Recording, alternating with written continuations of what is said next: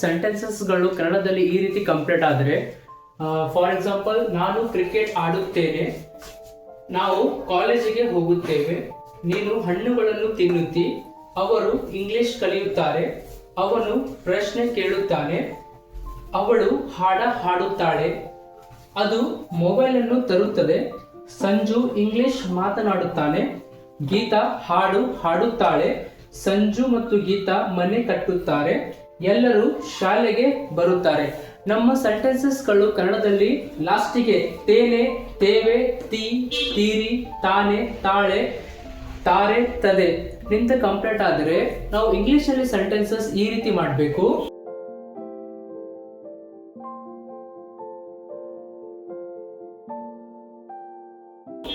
Subject plus V1 plus object ಅನ್ನು ಬಳಸಿ ನಮ್ಮ ಸೆಂಟೆನ್ಸಸ್ಗಳು ಇಂಗ್ಲಿಷ್ನಲ್ಲಿ ಆಗಬೇಕು. ಫಾರ್ ಎಕ್ಸಾಂಪಲ್ ನೋಡಿ, ಇನ್ನೊಂದು ರೂಲ್ ಇದೆ ಇಲ್ಲಿ. ನಾವು ಥರ್ಡ್ ಪರ್ಸನ್ ಸಿಂಗುಲರ್ಗೆ ಹಿ, ಶಿ, ಇಟ್ಟಿಗೆ ನಾವು ವರ್ಬಿಗೆ ಎಸ್ ಬಳಸಬೇಕು. ಫಾರ್ ಎಕ್ಸಾಂಪಲ್, ಗೋ ಇದ್ದರೆ ಗೋಸ್ ಆಗುತ್ತೆ, ಟೇಕ್ ಇದ್ದರೆ ಟೇಕ್ಸ್ ಆಗುತ್ತೆ, ಲರ್ನ್ ಇದ್ರೆ ಲರ್ನ್ಸ್ ಆಗುತ್ತೆ. ಯಾಕಂದ್ರೆ ವರ್ಬಿಗೆ ನಾವು ಎಸ್ ಹಚ್ಚಬೇಕು. ಎಲ್ಲಿ ಅಂದ್ರೆ ಹಿ, ಶಿ, ಇಟ್ ಅಥವಾ ಸಪರೇಟ್ ವ್ಯಕ್ತಿ ಹೆಸರನ್ನು ಬಳಸಿ ಸೆಂಟೆನ್ಸಸ್ ಮಾಡುವಾಗ ಸಂಜು, ಗೀತಾ ಥರ್ಡ್ ಪರ್ಸನ್ ಸಿಂಗುಲರಿಗೆ ನಾವು ವರ್ಬಿಗೆ ಎಸ್ ಬಳಸಬೇಕು. ಈಗ ನೋಡಿ, ಸೆಂಟೆನ್ಸಸ್ ಒನ್ ಬೈ ಒನ್ ಕಲಿತಾ ಹೋಗೋಣ. ಓಕೆ, ನಾನು ಕ್ರಿಕೆಟ್ ಆಡುತ್ತೇನೆ. ಈ ವಾಕ್ಯಕ್ಕೆ ಇಂಗ್ಲಿಷ್ ನಲ್ಲಿ ಈ ರೀತಿ ಹೇಳ್ತೀವಿ ನೋಡಿ. ಫಸ್ಟ್ ಸಬ್ಜೆಕ್ಟ್ ಬಳಸಬೇಕು ನಾವು, ಅಂದ್ರೆ ಐ ನಮ್ದು ಸಬ್ಜೆಕ್ಟ್ ಇದೆ, ರೈಟ್? ಐ. V1 ಇಲ್ಲಿ ಏನಾಗುತ್ತೆ ಅಂದ್ರೆ ವರ್ಬ್ ಯಾವ್ದಾಗುತ್ತೆ ಇಲ್ಲಿ? ಆಡುವುದು. Okay, I play cricket. ಲಾಸ್ಟಿಗೆ ಆಬ್ಜೆಕ್ಟ್ ಬಳಸಬೇಕು. ಕ್ರಿಕೆಟ್ ನಮ್ದು ಆಬ್ಜೆಕ್ಟ್ ಇದೆ ಇಲ್ಲಿ. Okay, I play cricket. Next sentence ನೋಡಿ, ನಾವು ಕಾಲೇಜಿಗೆ ಹೋಗುತ್ತೇವೆ. ವಿ ಹೋಗು ಅಂತ ಹೇಳಲಿಕ್ಕೆ ಇಲ್ಲಿ ನೋಡಿ ಏನ್ ಬಳಸಬೇಕು? We go to the college. We go to the college ಅಥವಾ ವಿ ಗೋ ಟು ಕಾಲೇಜ್ ಹೇಳ್ಬೋದು ನೀವು. Okay okay. ನೆಕ್ಸ್ಟ್, ನೀನು ಹಣ್ಣುಗಳನ್ನು ತಿನ್ನುತ್ತಿ ಅಥವಾ ನೀವು ಹಣ್ಣುಗಳನ್ನು ತಿನ್ನುತ್ತೀರಿ ಅಂತ ಹೇಳಲಿಕ್ಕೆ ಯುಗೆ ಎರಡು ಮೀನಿಂಗ್ ಬರುತ್ತೆ. ಓಕೆ, ಒಂದು ನೀನು ಅಂತ, ಇನ್ನೊಂದು ನೀವು. ಓಕೆ, ಯು ತಿನ್ನುತ್ತಿ ಅಂತ ಹೇಳಲಿಕ್ಕೆ ವರ್ಬ್ ಒನ್ ಯಾವ್ದು ಬಳಸಬೇಕು? ಈಟ್. ಹಣ್ಣುಗಳನ್ನು ಹೇಳಲಿಕ್ಕೆ ಫ್ರೂಟ್ಸ್. You eat fruits. ಅಥವಾ ನೀವು ಹಣ್ಣುಗಳನ್ನು ತಿನ್ನುತ್ತೀರಿ ಅಂತ ಹೇಳಲಿಕ್ಕೆ ಇಂಗ್ಲಿಷ್ ನಲ್ಲಿ ಕೂಡ ಸೇಮ್ ಸೆಂಟೆನ್ಸ್ ಆಗುತ್ತೆ. Okay, you eat fruits. Next sentence ನೋಡಿ, ಅವರು ಇಂಗ್ಲಿಷ್ ಕಲಿಯುತ್ತಾರೆ. ಅವರು ಇಂಗ್ಲಿಷ್ ಕಲಿಯುತ್ತಾರೆ ಅಂತ ಹೇಳಲಿಕ್ಕೆ ದೇ. ಕಲಿಯೋದು ಅಂತ ಹೇಳಲಿಕ್ಕೆ ಇಂಗ್ಲಿಷ್ ಅಲ್ಲಿ ಏನಂತೀವಿ?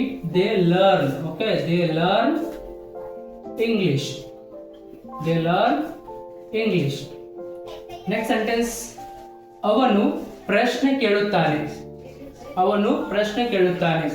ಇಲ್ಲಿ ಸಬ್ಜೆಕ್ಟ್ ನೋಡಿ ಅವನು ಇದೆ, ಅದಕ್ಕೆ ನಾವು ಏನ್ ಬಳಸಬೇಕು? First he. ಓಕೆ, ಕೇಳೋದಕ್ಕೆ ಇಂಗ್ಲಿಷ್ ನಲ್ಲಿ ಪ್ರಶ್ನೆ ಕೇಳೋದಕ್ಕೆ ಅಂತೀವಿ ನಾವು ಆಸ್ಕ್. ಹಿ ಆಸ್ಕ್. ಇಲ್ಲಿ ನೋಡಿ, ಇನ್ನೊಂದು ರೂಲ್ ಹೇಳಿದ್ದೆ ನಿಮ್ಗೆ. ಥರ್ಡ್ ಪರ್ಸನ್ ಸಿಂಗುಲರಿಗೆ ವರ್ಬ್ಗೆ ನಾವು ಏನ್ ಮಾಡಬೇಕು? ಎಸ್ ಬಳಸಬೇಕು. ಹಿ ಆಸ್ಕ್ಸ್. ಹಿ ಆಸ್ಕ್. ಪ್ರಶ್ನೆ ಕೇಳಲಿಕ್ಕೆ ಕ್ವಶನ್. ಹಿ ಆಸ್ಕ್ ಕ್ವಶನ್.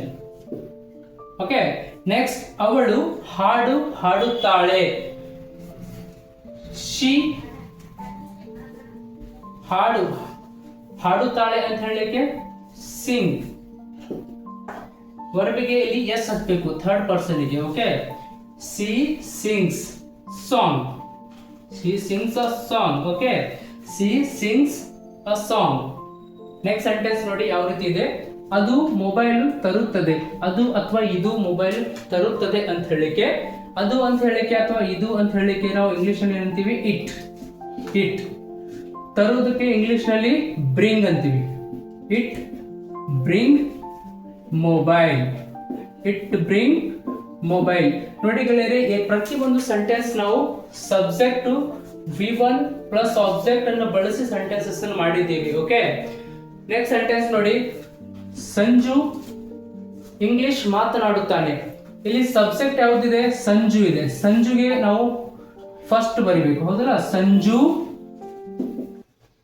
ಆಮೇಲೆ ನೆಕ್ಸ್ಟ್ V1 ಯಾವಾಗುತ್ತೆ? ಇಲ್ಲಿ ಮಾತಾಡೋದಕ್ಕೆ. ಓಕೆ, ಮಾತಾಡೋದಕ್ಕೆ ಏನಂತೀವಿ ಇಂಗ್ಲಿಷ್ ನಲ್ಲಿ? ಸ್ಪೀಕ್. ಓಕೆ, ಇಲ್ಲಿ ವರ್ಬಿಗೆ ನಾವು ಎಸ್ ಬಳಸಬೇಕು ಥರ್ಡ್ ಪರ್ಸನ್ಗೆ. Sanju speaks English. Sanju speaks English. Next sentence ನೋಡಿ, ಗೀತಾ ಹಾಡು ಹಾಡುತ್ತಾಳೆ. ಗೀತಾ ಹಾಡು ಹಾಡುತ್ತಾಳೆ. ಇಲ್ಲಿ ಗೀತಾ ನಮ್ದು ಸಬ್ಜೆಕ್ಟ್ ಇದೆ, ಅದಕ್ಕೆ ಗೀತಾಗೆ ಫಸ್ಟ್ ಬಳಸಬೇಕು. ಆಮೇಲೆ ಹಾಡು ಹಾಡೋದಕ್ಕೆ ಏನಂತೀವಿ ನಾವು? ಸಿಂಗ್. ಇದು ಥರ್ಡ್ ಪರ್ಸನ್ ಇದೆ, ಅದಕ್ಕೋಸ್ಕರ ವರ್ಬಿಗೆ ಎಸ್ ಬಳಸಬೇಕು. Geeta sings a song. Geeta sings a song. Next sentence, Sanju and Geeta ಮನೆ ಕಟ್ಟುತ್ತಾರೆ. ಸಂಜು ಮತ್ತು ಗೀತಾ ಮನೆ ಕಟ್ಟುತ್ತಾರೆ ಅಂತ ಹೇಳಲಿಕ್ಕೆ ಇಂಗ್ಲಿಷ್ ನಲ್ಲಿ ಯಾವ ರೀತಿ ಹೇಳ್ತೀವಿ? ಸಂಜು ಅಂಡ್ ಗೀತಾ. ನೋಡಿ, ಕಟ್ಟುವುದಕ್ಕೆ ಇಂಗ್ಲಿಷ್ ನಲ್ಲಿ ಏನಂತೀವಿ ನಾವು? V1 ನಮ್ದು ಬಿಲ್ಡ್. ಬಿಲ್ಡ್. ಮನೆ ಅಂತ ಹೇಳಲಿಕ್ಕೆ house. Sanju and Geeta build a house. Sanju and Geeta build a house. Next sentence ನೋಡಿ, ಎಲ್ಲರೂ ಶಾಲೆಗೆ ಬರುತ್ತಾರೆ. ಎಲ್ಲರೂ ಶಾಲೆಗೆ ಬರುತ್ತಾರೆ. ಇಲ್ಲಿ ಎಲ್ಲರೂ ಅಂತ ಹೇಳಲಿಕ್ಕೆ ನಮ್ಮ ಸಬ್ಜೆಕ್ಟ್ ಇದೆ. ಬಿಫೋರ್ ನಾವು ಸಬ್ಜೆಕ್ಟ್ ಅನ್ನು ಬರಿಬೇಕು. ಇಲ್ಲಿ ಎವ್ರಿಬಡಿ. Okay, everybody. ಬರುವುದಕ್ಕೆ ಏನಂತೀವಿ ಇಂಗ್ಲಿಷ್ ನಲ್ಲಿ? ಕಮ್. Everybody come. ಇದು ಥರ್ಡ್ ಪರ್ಸನ್ ಇದೆ. ಓಕೆ, ಅಂದ್ರೆ ಎಲ್ಲರೂ ಅಂತ ಹೇಳಲಿಕ್ಕೆ ನಮ್ಗೆ ನಾವು ಆಸ್ ಎ ಸಿಂಗಲ್ ಆಗಿ ಟ್ರೀಟ್ ಮಾಡ್ಬೇಕು. ಇಲ್ಲಿ ನಾವು ಇಲ್ಲಿ ವರ್ಬಿಗೆ ಎಸ್ ಬಳಸಬೇಕು. Everybody comes to school. Everybody comes to school.